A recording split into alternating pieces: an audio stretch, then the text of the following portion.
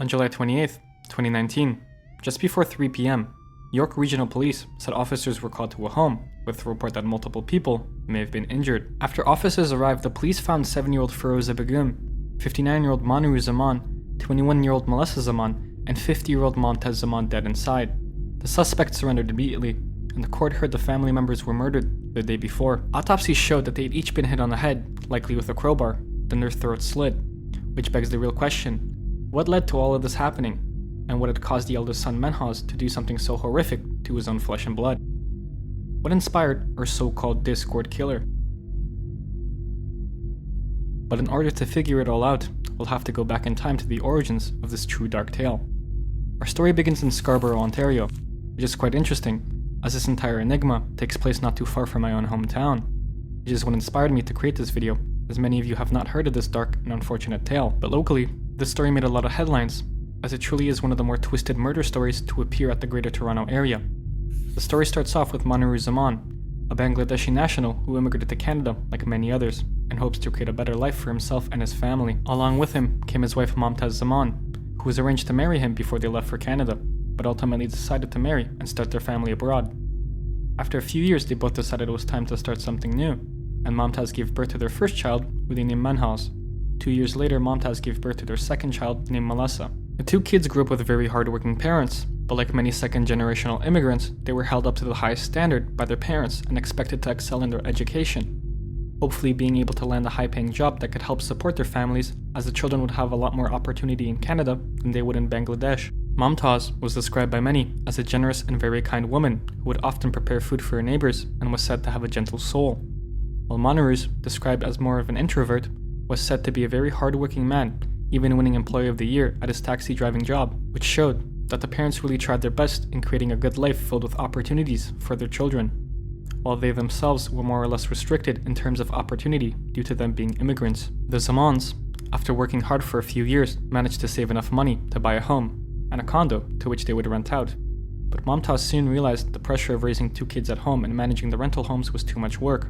She asked for her mother Firoza Begum to come live with them so she could take care of the children. After the help of Firoza, the Zamans were able to save up enough money to upgrade their homes and move out towards Markham, Ontario.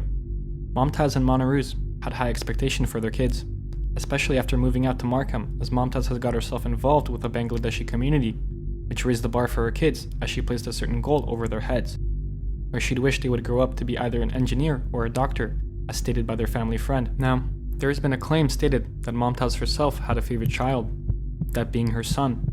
As many claimed, Menhaz would often pick up her son during lunch, leave events with friends just to spend time with her kid, hoping to make him as happy as possible, as she clearly wanted him to achieve a certain goal in his life. Menhaz, the son, would be described as someone more introverted, similar to his father, but ultimately was a solid student who achieved above average grades.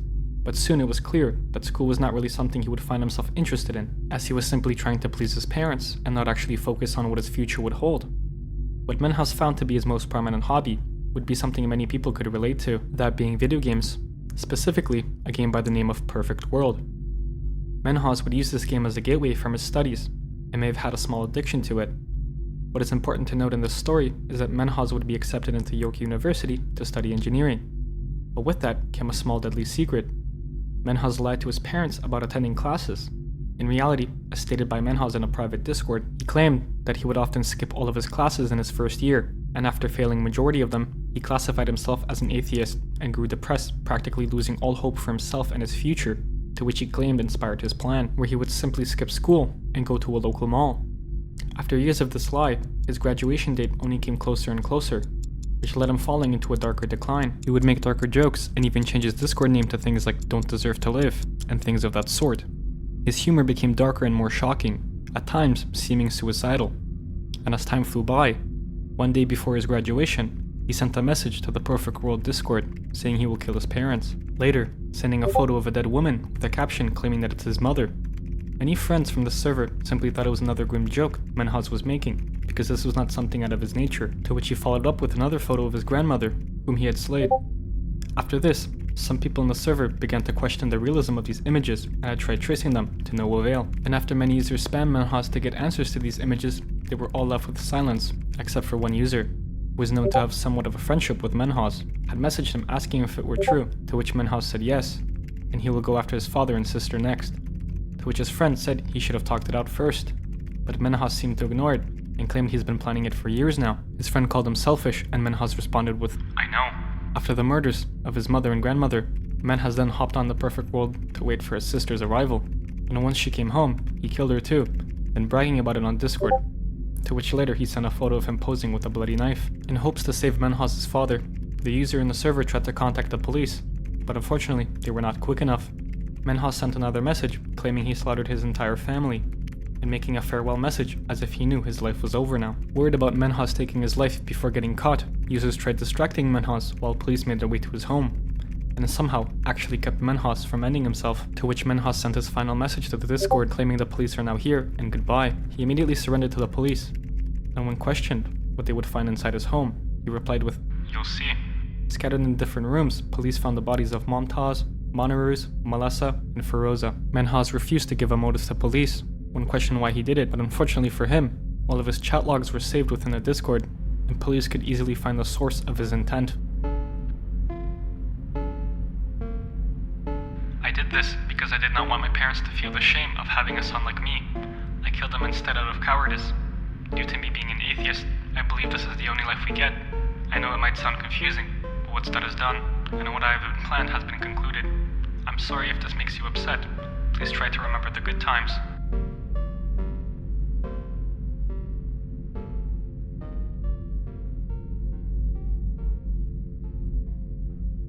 In September 2020, Menhaz pled guilty to 3 counts of first-degree and 1 count of second-degree murder. He was ultimately sentenced to life behind bars without the possibility of parole for 40 years.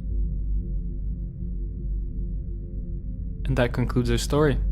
Menhaz was simply another psychopath who somehow thought the best solution to his trouble was to murder his family, instead of seeing alternatives. It's truly a grim tale that definitely shook everyone around the GTA. Menhaz was an evil soul that took the lives of his younger sister, mother, father, and grandmother, all over a stupid lie that he chose to uphold. But that is all. Let me know your thoughts on this horrific case down in the comments, and if there's any unsettling stories you'd like for me to cover, make sure to let me know. This was Nightfuel, and I hope you have a good evening, and good night.